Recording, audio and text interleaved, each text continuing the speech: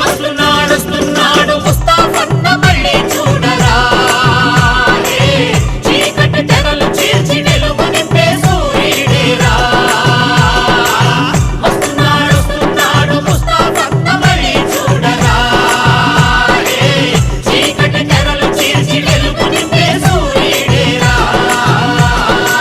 గుంటూరు నగర ప్రజలకు అన్ని వేళలా అందుబాటులో ఉంటూ మీలో ఒకటిగా ప్రజాసేవే లక్ష్యంగా నగర అభివృద్ధి ధ్యేయంగా పనిచేయటకు ఎప్పుడూ ముందు వరుసలో ఉంటారని సభనీయంగా మనవి చేస్తున్నాను.